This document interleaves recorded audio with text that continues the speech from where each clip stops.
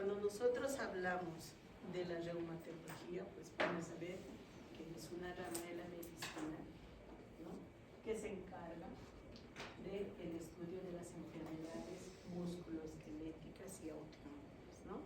Como les he dicho muchas veces, es una especialidad que no mucho la conocen y la asocian simplemente o a lupus o a la artritis reumatoide, ¿no? Les dicen, reuma debe ser el reuma, ¿no? Y la gente cree que la artritis reumatoide se llama reuma. Entonces vamos a ver de que no, pues es una especialidad que engloba más enfermedades, ¿no?, más de 200 enfermedades, ¿no? Como dice, a pesar de todos los avances, generalmente los avances en tratamientos se están viendo para lo que son las enfermedades autoinmunes, porque hay un incremento de estas, ¿no? En las últimas décadas hay un incremento de estas y la particularidad es que estas enfermedades están en personas, sobre todo mujeres muy jóvenes, ¿no?, que tienen hijos pequeños. Es por eso que se pone bastante énfasis en poder lograr llegar a un tratamiento cada vez más óptimo para mejorar la calidad de vida y, por qué no, curar, ¿no?, este tipo de enfermedades. Les voy a pasar las diapositivas. El examen básicamente yo tomo solo de las diapositivas, ¿no? No les pido que lean libros porque si no se van a complicar más. Encima de que todos en el semestre están más preocupados por endocrinología. Todo el semestre viven y sueñan con endocrinología, así que yo voy a tomar solo de las diapositivas, ¿no? Como dicen, existen más de 200 enfermedades, ¿no? No son solo algunas, ¿no? Son la segunda causa de consulta después de las infecciones respiratorias en el nivel 1 de atención. ¿Por qué? Porque el síntoma cardinal de estas patologías es el dolor, ¿no? Y muchas veces el dolor es un dolor moderado a severo que hace que los pacientes pues acudan a la consulta. Y esto es muy importante. Las enfermedades del aparato locomotor son las que van a, si bien es cierto, no producen alta mortalidad, pero sí van a hacer que haya una disminución de la calidad de vida de los pacientes. Y lo que nosotros tenemos que evitar es eso, ¿no?, que los pacientes se vuelvan dependientes, sobre todo cuando son muy jóvenes. Como les he dicho, lamentablemente estas patologías dan en personas muy jóvenes. Hay afección sistémica y muchas veces estas pacientes pues van a tener, por ejemplo, enfermedades crónicas, ¿no?, una enfermedad renal crónica en hemodiálisis, pacientes con 16, 18 años en hemodiálisis, imagínense, ¿no? O sea, una niña que debe estar pensando en su futuro, pero lamentablemente está pegada a una máquina de diálisis, y eso es lo que debemos evitar, ¿no? Y va a afectar huesos, sobre todo las articulaciones, ¿no? Las articulaciones van a ser las que más van a sufrir con este tipo de enfermedades, ¿no? Y como les he dicho, estas tienen afectación sistémica, ¿no? Van a afectar a todos los sistemas. Van a ver que cuando hablemos de lupus, cuando lean lupus, pues el lupus va a afectar el sistema neurológico, va a afectar corazón, pulmón, riñón, hígado, hueso, es decir, va a englobar a todos los entes, ¿no? Entonces es muy importante poder diagnosticar estas patologías, ¿no? Vemos la frecuencia de estas patologías. Vamos a ver que la mayoría es más frecuente en mujeres, ¿no? Siempre en las mujeres estas patologías afectan en 10 veces, 10 a 1 en mujeres, 9 a 1, 11 a 1, la mayoría, ¿no? Pero sí hay algunas que son más frecuentes en varones, ¿no? La espondilitis anquilosante, la gota, ¿no? Algunos tipos de vasculitis, ¿no? Por ejemplo, la vasculitis, la arteritis de la temporal, que es una vasculitis de grandes vasos, afecta más a varones, ¿no? Mayores de 50 años.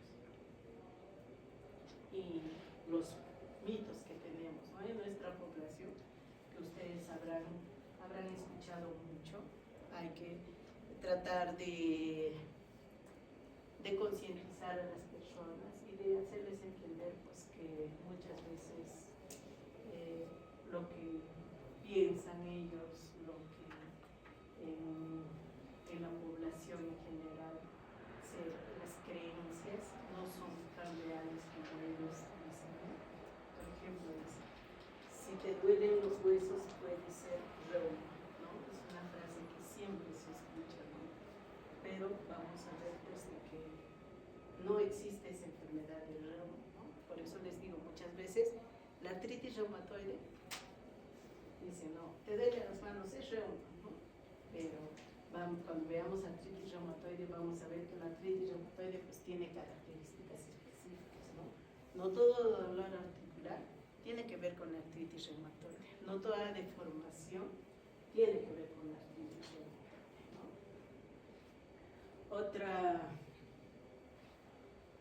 Otro mito es que no solamente esas enfermedades reumáticas, los dolores articulares es en los viejitos, ¿no? Los jóvenes no tienen dolores articulares, falso. Vamos a ver que el lupus también va a cursar con artralgias, ¿no? La vasculitis, la esclerosis sistémica o la esclerodermia va a cursar con afectación articular, ¿no? El famoso fenómeno de Raynaud que va a estar presente en estos pacientes. Entonces, no es cierto, ¿no? La artritis idiopática juvenil, que les he dicho, que da en menores de 16 años, ¿no? Entonces, las artralgias pueden darse a cualquier edad, ¿no? Las enfermedades autoinmunes son enfermedades raras, ¿no? Como les había dicho, ¿no? Antiguamente sí, pues, no había, ¿no? Quizás los mismos médicos, los médicos antiguos, pues estaban con ese chip, ¿no? Inclusive, me acuerdo que cuando veíamos los exámenes había un médico que era el mayor del servicio que decía, pero para ustedes todo es autoinmune, todo quieren ver autoinmune, pero lamentablemente nos estamos dando cuenta pues de que sí es cierto, ¿no? Todas las pacientes no saben que sí tienen las enfermedades autoinmunes, sobre todo en aquellos pacientes donde el compromiso sistémico es severo. Por eso les digo, si ustedes tienen una paciente aparentemente sana y que de un momento a otro empieza a tener edema, los pies van y le diagnostican una falla renal, enfermedad renal crónica, y si es joven, sospechen de algo. Inclusive los pacientes mayores, ¿no? Se está encontrando lupus en pacientes de más de 50 años. Entonces, es muy importante poder pedir todos los exámenes. Son enfermedades inevitables, no se pueden prevenir, falso, ¿no? La mayoría sí, pero hay algunas que sí podemos prevenir, ¿no? Como les he dicho, la gota, ¿no? La gota es una patología que si yo tengo antecedentes familiares de gota y tengo el ácido úrico elevado, entonces yo sé qué cosa puede desencadenar a que esta hiperglicemia me lleve una gota, ¿no? Y si yo voy a cuidar, no voy a tener una alimentación saludable, entonces voy a evitar ese riesgo, ¿no? La osteoporosis igual, ¿no? La osteoporosis también se puede prevenir, ¿no? no estemos en eso de que no, si ya es mayor, tiene derecho a tener osteoporosis. No. O sea, no es porque sea mayor, todos los mayores van a tener osteoporosis, no. Vamos a ver que hay personas de más de 90 años que son deportistas, ¿no? Y que no tienen ningún problema de salud, dolores articulares, entonces no es tan cierto. Y esto, chicos, es muy importante. Vamos a ver en la mayoría que uno de los factores de riesgo va a ser el ser fumador, ¿no? Así que si fuman, están a tiempo de dejar el cigarro.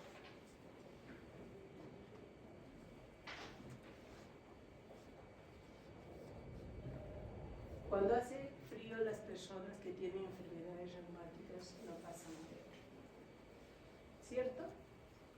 No. Si no, pues yo tengo artritis reumatoide, me voy a vivir a una zona cálida, ¿no? Ahí no me va a doler. Falso, ¿no? Eso no tiene nada que ver con el clima.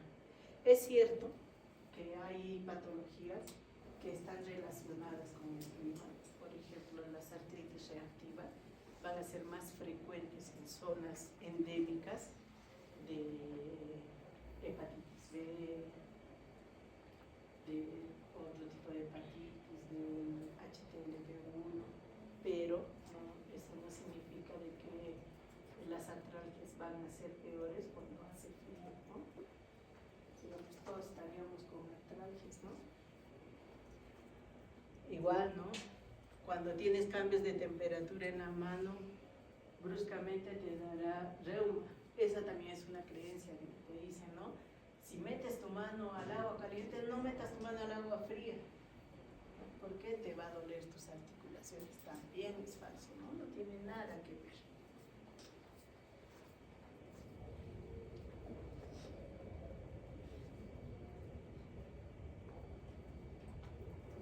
La artritis o la inflamación de las articulaciones va a ser una de las causas de consulta, ¿no? Sobre todo cuando van a tener los pacientes una rigidez articular, ¿no? Vamos a ver que esta rigidez generalmente va a ser matutina. ¿Y esto por qué? Porque es de carácter inflamatorio. Y cuando es la inflamación es un carácter inflamatorio, quiere decir que es no mecánico. ¿Qué quiere decir que es no mecánico?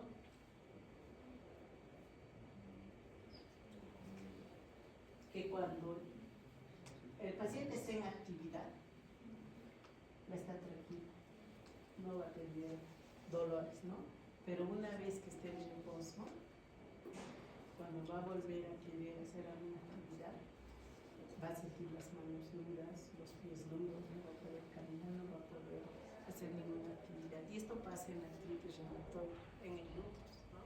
En la mañana, los pacientes hacen sus actividades en el día, se van a dormir y al día siguiente al despertar no pueden mover las manos, ¿no? Van a decir, y ellos van a decir, es como que mis manos están amarradas, ¿no? Pero hay una diferencia entre ambos. En el lupus, esta rigidez dura minutos, ¿no? Menos de 30 minutos. En cambio, en la artritis reumatoide puede durar más de una hora, ¿no? Inclusive los pacientes dicen, toda la mañana estoy con las manos duras, no puedo hacer nada y poco a poco, ya a mediodía ya puedo hacer mis cosas, ¿no? Y esto tiene que ver con ese carácter inflamatorio, ¿no?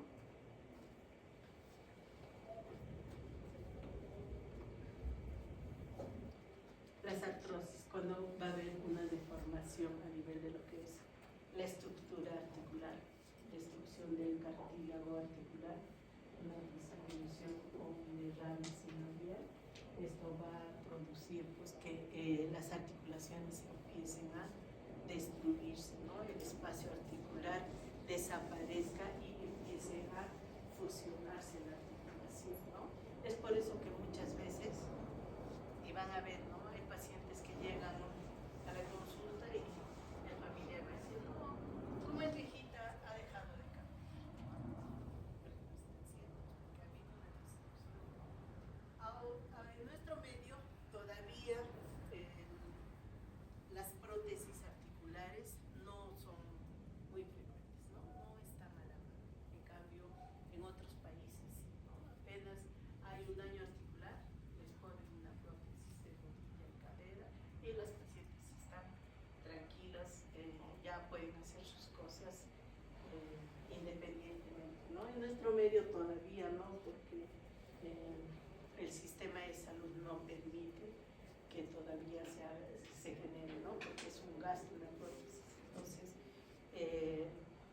cuál es la idea que se tiene, ¿no?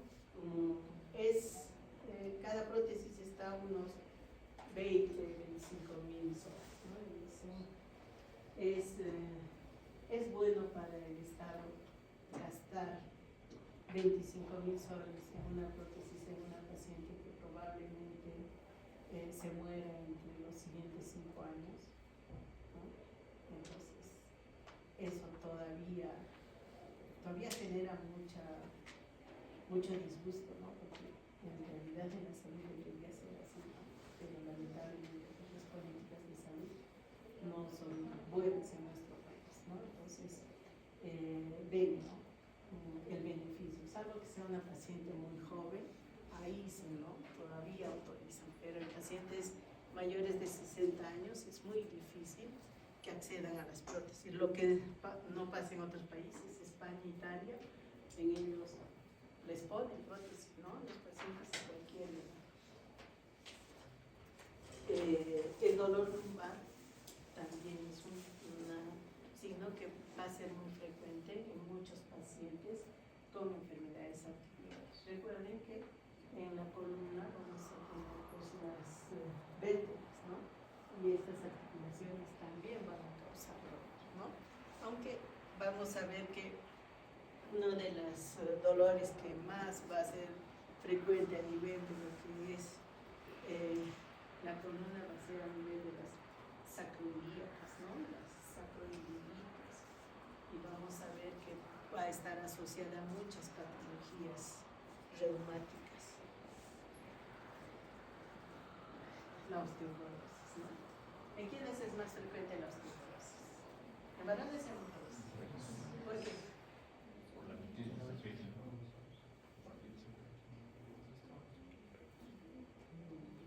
Hay 3 causas por las cuales es más frecuente en mujeres. Primero, las mujeres tienen mayor riesgo a sufrir caídas que los varones.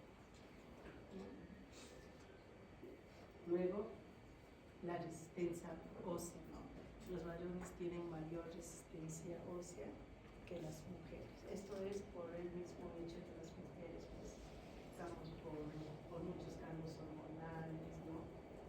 Embarazo, lactancia. Y la última es la sobrevida. ¿Quién tiene mayor sobrevida? Las mujeres, ¿no? Hay más adultos mayores mujeres que varones. Por ende, la población adulto mayor, la población de mayor riesgo es más mujeres que varones. Y esas son las 3 causas por las que la osteoporosis es más frecuente en mujeres. Ojo, no confundamos osteoporosis con osteopenia. La osteopenia también hay una disminución de la densidad ósea, ¿no? Hay una disminución en la producción de los osteoclastos y hay una mayor disminución, ¿no? Incremento de los osteoclastos. Pero también se puede ver eso en la osteopenia. ¿Y cómo nosotros vamos a distinguir si estamos frente a una osteopenia o una osteoporosis? Con la densitometría ósea, ¿no? Cuando hagamos osteoporosis vamos a ver los valores, ¿no? En el SCORT, cómo se mide para poder ver de cuánto a cuánto yo digo que es osteopenia y de cuánto a cuánto digo que es osteoporosis, ¿no? Y también las enfermedades autoinmunes van a tener mucho compromiso sistémico, como les dije, ¿no? No solamente va a afectar articulaciones, afecta todos los órganos, ¿no? Vamos a ver pues que si bien es cierto la literatura nos va a decir que el daño renal va a ser uno de los más tardíos, pero en la realidad vamos a ver que muchos pacientes debutan con falla renal, ¿no? Vienen con un síndrome nefrótico, un síndrome nefrítico, ¿no? Y si nosotros tenemos un paciente sin antecedentes que venga con proteinurias altas, ¿a partir de cuándo digo que es una proteinuria alterada o elevada? ¿Cuál es el valor? De 3.5 gramos con 24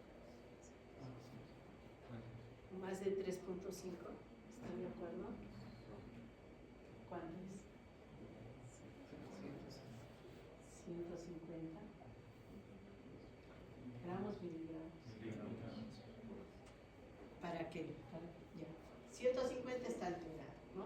Pero hay parámetros, y está correcto lo que la compañera también dice, de 150 a menos de 3.5 es un síndrome nefrítico, más de 3.5 nefrótico. Y eso es muy importante, y vamos a ver por qué. Porque vamos a encontrar la nefritis lúpica, nefropatía lúpica. Y no se sorprendan, porque vamos a ver nefritis lúpicas con proteinurias de 12, 15. ¿Por qué? Porque el consumo de proteinurias, ¿no? Hay bastante fuga de proteinuria. Eso no significa que estamos frente a un síndrome nefrótico. Y eso en la práctica lo vamos a aprender a distinguir cuando hablamos de una nefritis lúpica y de una nefropatía lúpica, ¿no? Entonces es muy importante, ¿no? Como ya les había dicho, pues, vamos a ver el Sjögren. Siempre que tengamos una paciente con una enfermedad autoinmune, pregúntenle, chicos, ¿no? Si ve bien, si puede comer sus alimentos sin necesidad de tomar algún líquido. Eso es muy importante para poder hacer el diagnóstico del Sjögren, ¿no? La polimiositis y dermatomiositis van a ser dos patologías que vamos a ver, que es lo mismo, ¿no? La única diferencia en ambos va a ser que en la polimiositis hay disminución de la fuerza y en la dermatomiositis es la disminución de la fuerza pero asociada a, se habla de dermatomiositis, afecciones dérmicas, ¿no? Eso vamos a ver cuando veamos ambas. Va a ser lo mismo, ¿no? Quizás pues en la fisiopatología hay una pequeña diferencia, porque una de ellas está en la producción de los CD8 alterada y la otra es el CD4, pero en las manifestaciones clínicas van a ser similares, ¿no? La vasculitis. Lamentablemente en nuestro medio todavía no tenemos exámenes que nos puedan decir si frente a qué vasculitis estamos, ¿no? Si bien es cierto hay los anticuerpos que podemos pedir, ¿no? Que nos puedan aproximar al diagnóstico, pero así un diagnóstico, una biopsia del lugar donde se está produciendo la inflamación del vaso, eso todavía no tenemos en nuestro medio, ¿no? Pero sí, por las manifestaciones clínicas vamos a poder ver, ¿no? Y generalmente cuando veamos una vasculitis con afecciones dérmicas, hablamos de una vasculitis de vasos medianos o vasos pequeños, ¿no? Las de vasos grandes no van a afectar a la piel. ¿Por qué? Porque vasos grandes va a afectar los, como dice su nombre, vasos grandes, ¿no? La aorta.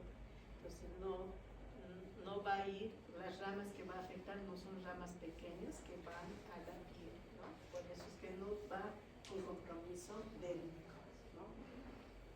Este es un cuadrito donde vamos a ver todas las enfermedades reumatológicas, como para que ustedes puedan ver que sí, pues son muchas las enfermedades reumatológicas que tenemos, ¿no? Como hemos dicho, son más de 200. Entonces, chicos, hemos hecho más o menos, de manera general, hemos visto todo lo que vamos a hacer en el curso. Vamos a hacer cada unidad, revisando cada tema, viendo